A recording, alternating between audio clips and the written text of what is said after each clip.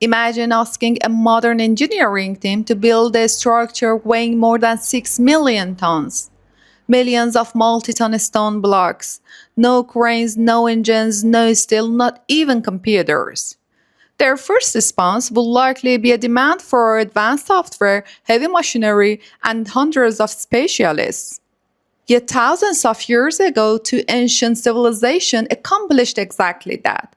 One built a monument that has stood as an icon of engineering for over 4,500 years.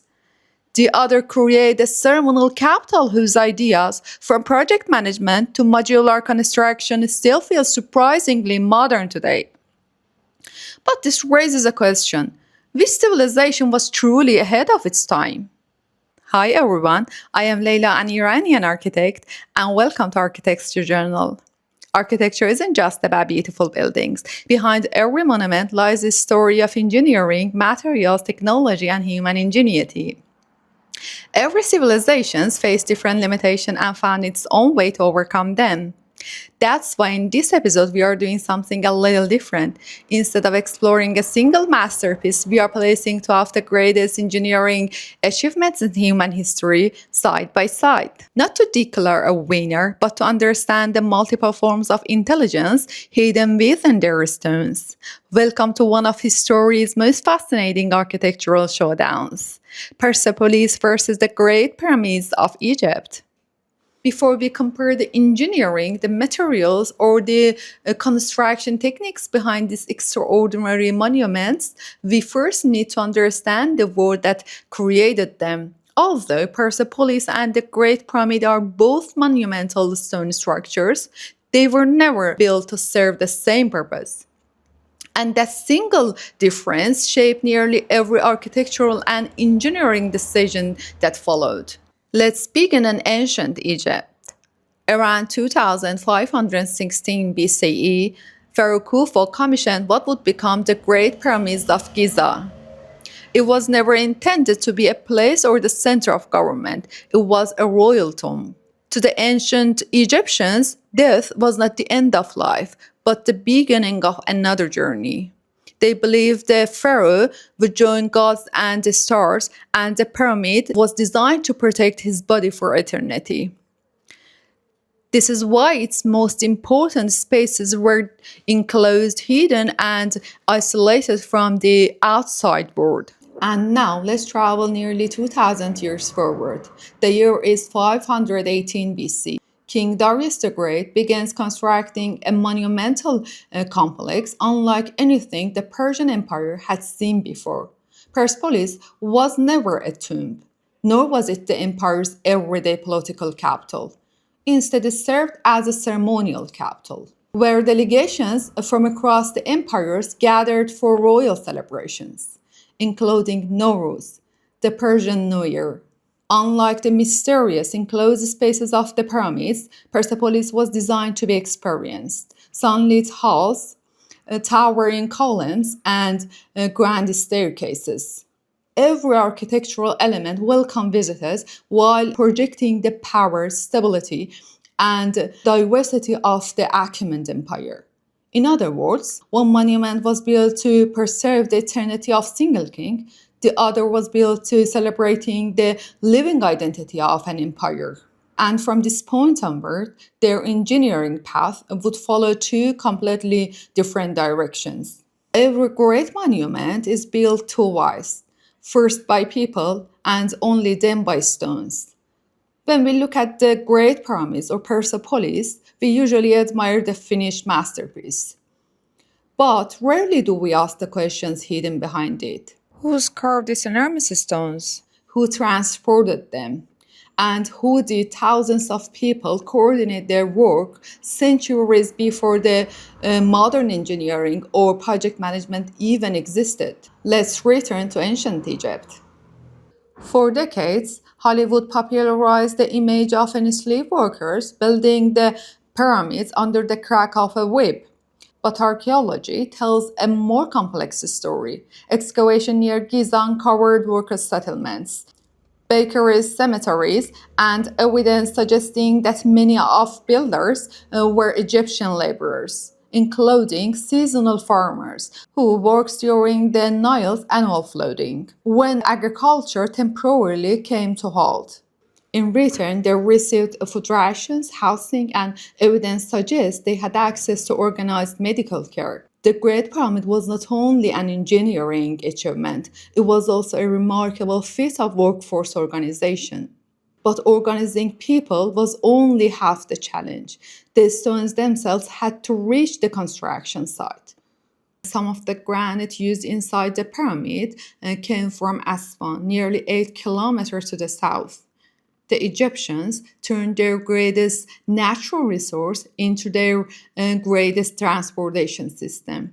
During the annual floods, massive stone blocks loaded onto wooden barges and carried downstream along the Nile toward Giza. Now, let's cross to the Persian Empire. Here we encounter a different kind of administrative sophistication. One of the most extraordinary discoveries associated with Persepolis is the Persepolis fortification archive.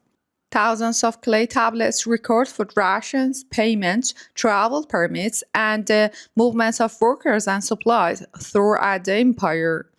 Together, they reveal highly organized administrative system that carefully documented labor and resources. Their records also indicate that compensation varied according to skill and responsibility, and they provide evidence that some women held significant managerial and administrative positions within the workforce. Then came the logistical challenge. While Egypt depended primarily on a single river, the Achaemenid Empire relied on immense network on roads connecting distant regions.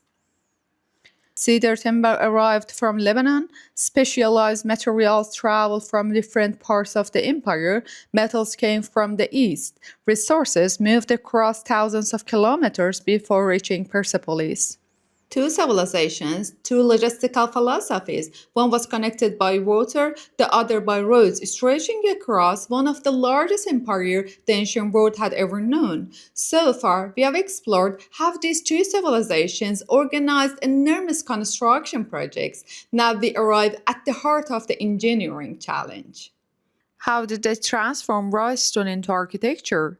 Both civilizations built with stone, but their tools, techniques, and engineering philosophy were remarkably different. Let's begin once again in Egypt.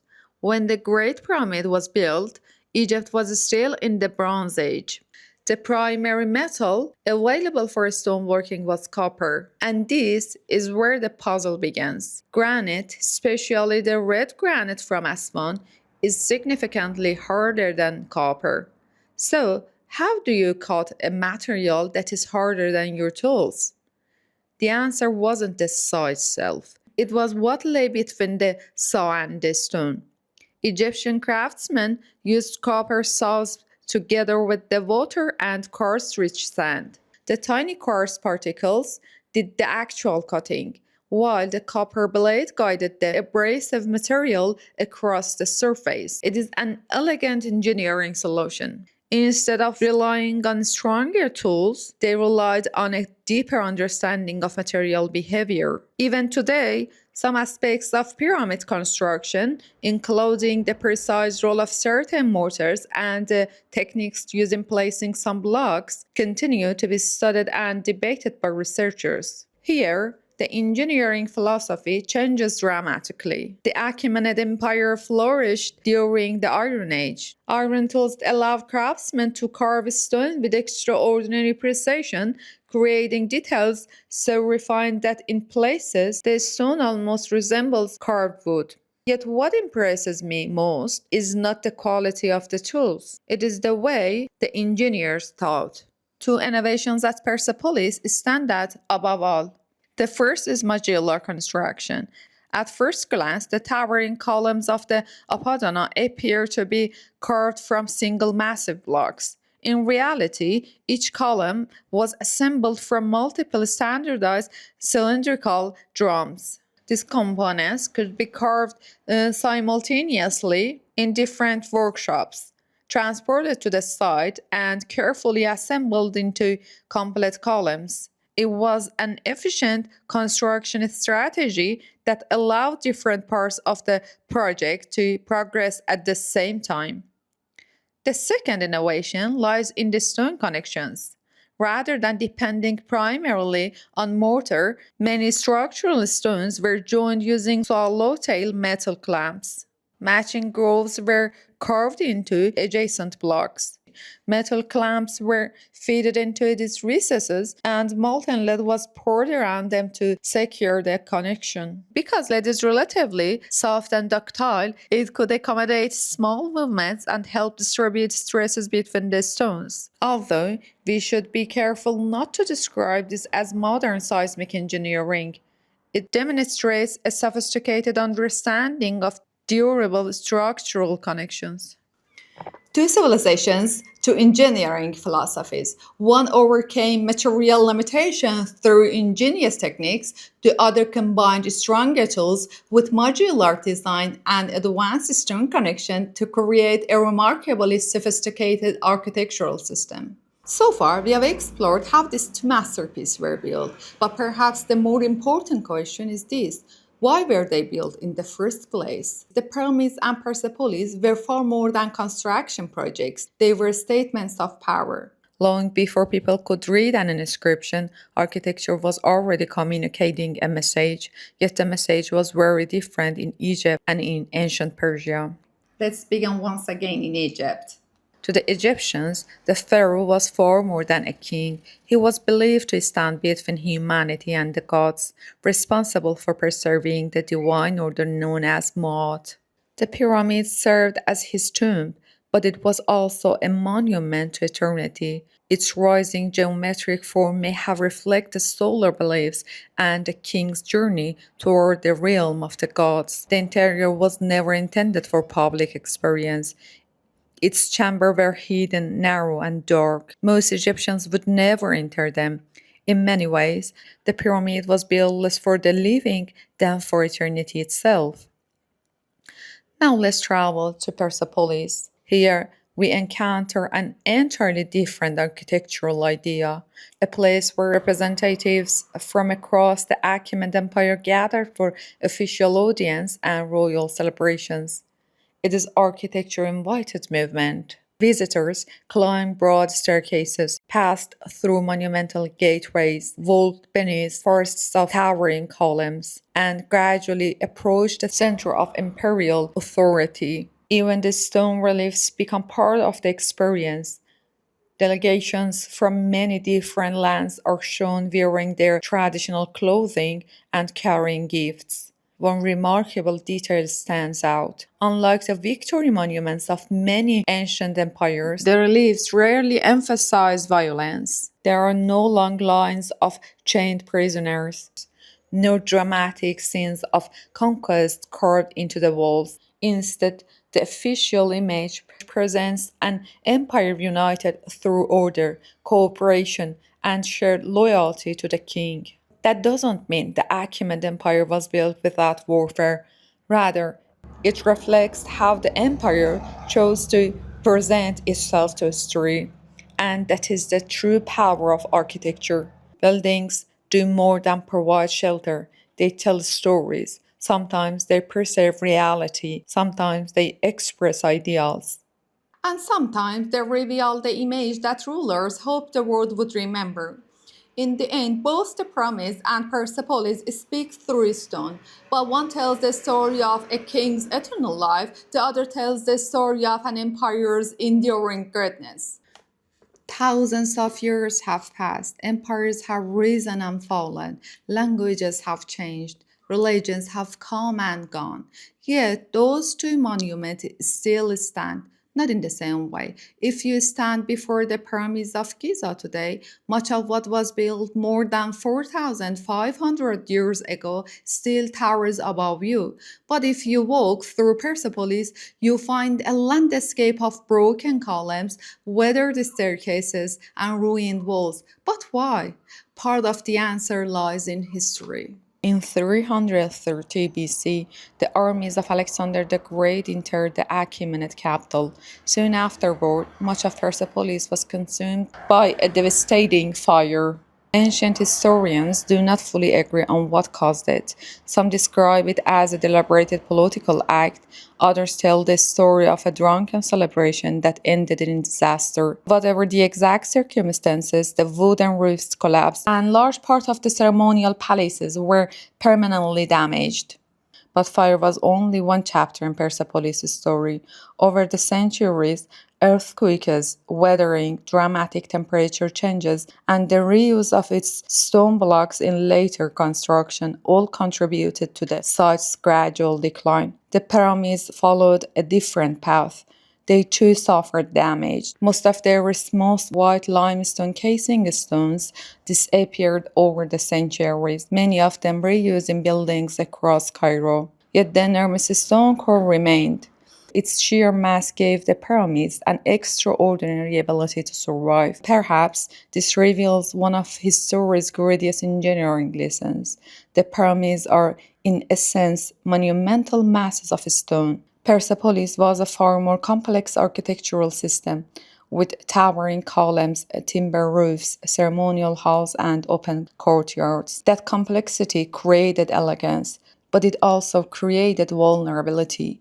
And yet, destruction is not the end of either story. Centuries later, archaeologists, historians, and engineers returned. Every carved relief, every inscription, every fractured block became another piece of humanity's forgotten story. Today, millions of visitors travel to both sides each year, not simply to see ancient stones, but to encounter the ideas that those stones still carry. Time changed both monuments, but it never silenced their voices. At the end of this long journey, we return where we began. Two civilizations, two different worlds, and one shared question.